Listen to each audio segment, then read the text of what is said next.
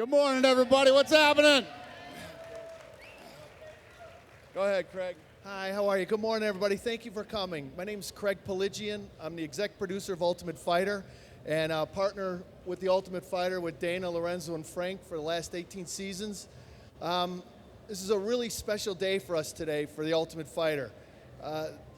The Forrest, Griffin, Stephan, Bonnar fight was one of the most important fights in Ultimate Fighter history.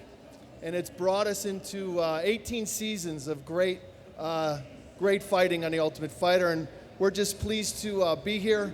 We'd like to thank Dana, Frank, and Lorenzo for honoring the two fighters, and it's a big deal for us here at the Ultimate Fighter. So thank you all for coming this morning, and we really appreciate you viewing and being here as fans. Thank you, Dana. So, you guys have heard me say it a million times. You heard me the other day, I said it to all the media. You know, a lot of people were bitching. How does Stephan Bonnar get into the Hall of Fame? Blah, blah, blah, blah, blah, blah, blah. Let me tell you what. As far as this company goes, for sure, but as far as this sport goes, this was the most important fight in the history of this company. At the time when this fight happened, okay, you know where we were back then. You know where we were and what was happening with the sport. We were $44 million in the hole into this business. And we had already done a deal on Fox. Remember, anybody who remembers, we did the fight on the Best Damn Sports Show, period. We pulled the highest ratings in the history of that show. And when I say the highest ratings, I mean by a long shot. We killed it. They still didn't do a deal with the UFC, right? So we went out, we shopped the Ultimate Fighter around to every network on earth. Nobody wanted the Ultimate Fighter, nobody. So last guys we talked to was Spike TV. They didn't want it either. We said, how about if we pay for it? They liked that idea a lot better. First season cost us $10 million. The minute that thing aired, it started pulling the highest numbers they'd ever had in the history of the network. By the time the Chris Lieben, Bobby Southworth, Josh Koscheck thing happened, we were at like 2.3 million viewers, which is crazy numbers. Crazy numbers for a network like Spike that had just started. And we still didn't have a deal. So we get down to the finale, Diego Sanchez and Kenny Florian fight. Diego annihilates him in a minute. And I'm like, this is so bad, man. This is not good. Then Stephan Bonnar, Forrest Griffin come out. This fight was so small, it was at the Cox Pavilion. The Cox Pavilion in Las Vegas, right? During 6 minutes of that fight, 12 million people tuned in for 6 minutes of that fight. You know how crazy that is? You know what insane numbers those are? And if anybody, who was there that night? Was anybody actually in the arena? People were stomping their feet in the place. It sounded like a fucking train was going through that place. There has never been a more important fight in the history of the UFC. There has never been a more important fight except for like UFC 1 in the history of mixed martial arts, and it is our honor to induct Forrest Griffin and Stephan Bonnar into the UFC Hall of Fame.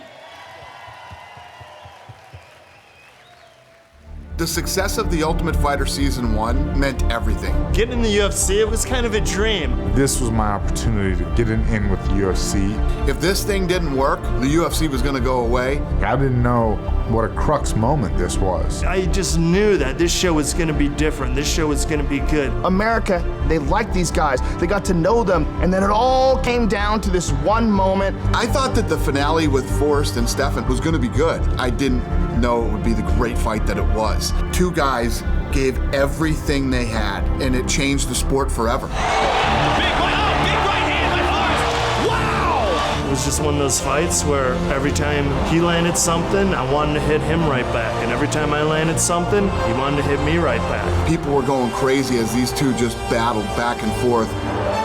Toe-to-toe they go. These are two walls colliding with each other. Forrest Griffin and Stephan Bonnar let it all hang out. The numbers just kept going like this. People are picking up the phones and calling their friends. Dude, you gotta watch this. I'm just honored to be here watching this. Oh, what a finish! What a finish! There's two winners in that fight, period. For the winner, Forrest Griffin!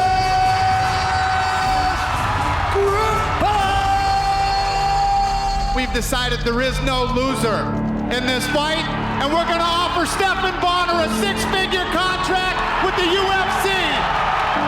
It was all riding on Forrest and Stephan, and to say that those two went in and delivered is the understatement of the century. That's what made me. You know, that's why I'm here. You'll be inexorably linked to that fight and to each other. I'm proud to have a big part in the explosion of MMA. I've been in there with some of the greatest fighters in the world. I've spilled pints and pints of blood for you guys over the years, and you know what?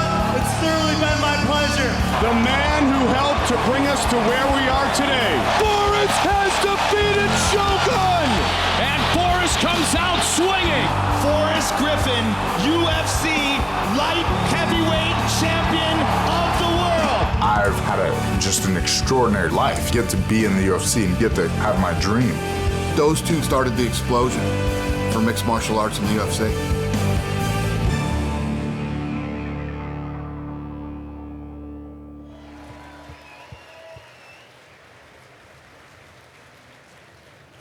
Here we are, ladies and gentlemen, Forrest Griffin and Stephan Bonnar.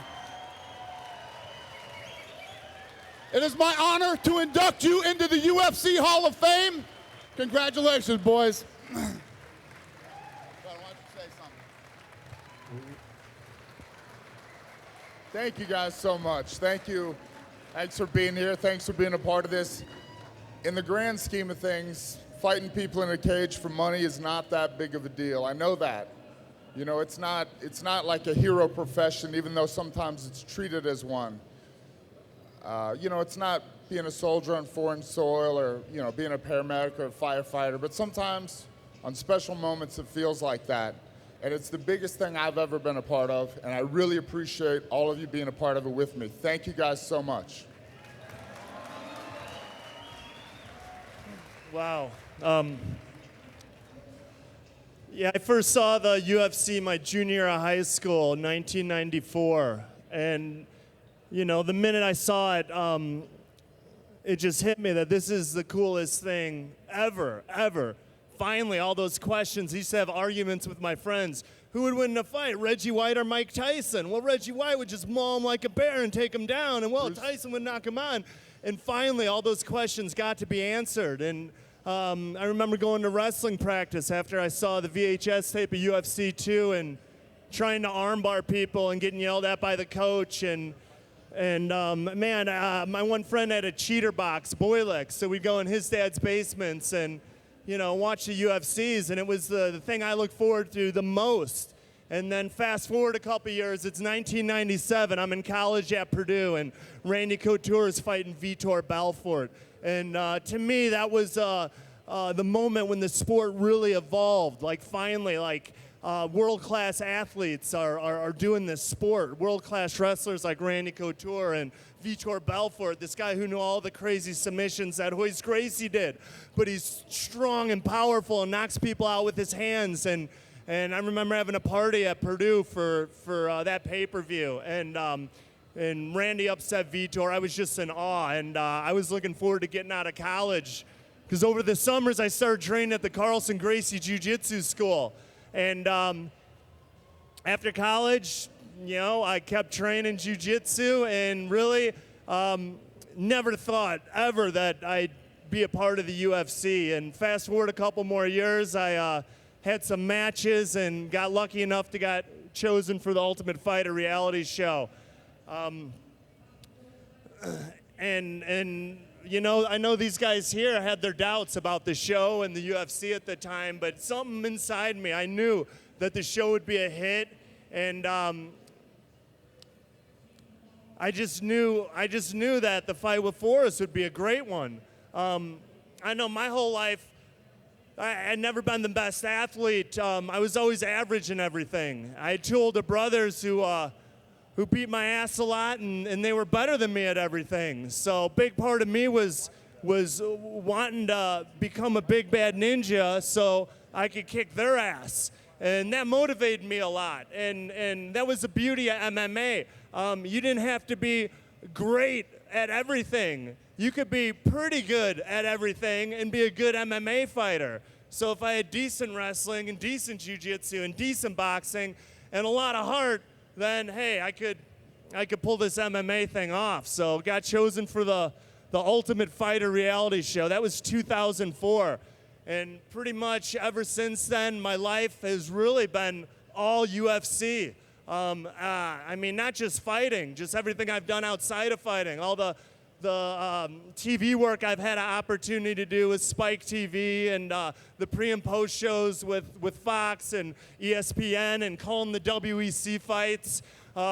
Really, I couldn't tell you who was running for president, but I could tell you about every guy who was fighting on the undercard. So this last year has been really tough for me. It's kind of been, it's been retirement. It's been putting the sport behind me, been trying to unveil my new chapter of the life. And as I sat down and peeled all these versions of myself away, the one thing that I had in common with the businessman Stephan Bonnar I was making UFC merchandise and event T-shirts and the Punch Buddies line of clothing. And the TV personality Stephan Bonnar was all UFC pre and post shows and calling the fights and the aftermath show for the Ultimate Fighter. And just every version of Stephan Bonnar was UFC. So I just want to thank these guys for letting me be a part of this organization because really ever since I saw the UFC for the first time, I fell in love with it, and I thought it was the coolest thing on earth. So since 2004, really, my life's been all UFC, and I'm so thankful to have the opportunity to be a part of it, and not just fighting in the cage, but in all aspects of the organization. I'm nothing more than a fan like you guys, I love this sport more than anything and love the UFC more than anything. And it's been really hard, letting that part of me go and moving on and finding the next chapter in my life. So, man, just got a couple people to thank.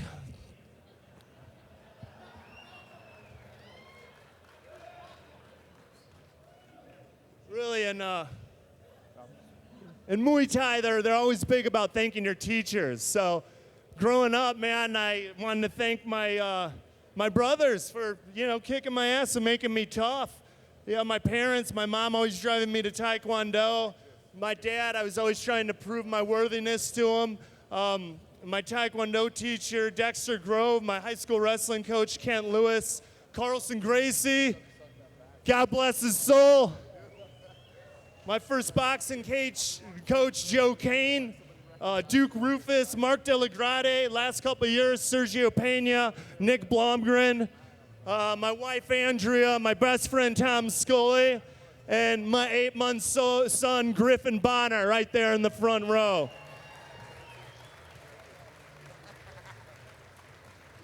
And finally, if there's anyone in the UFC I could have picked out to lose that fight to, it would have been Forrest Griffin. As painful as it was to lose that fight, I was so happy for him because he's a great guy. And love you, man.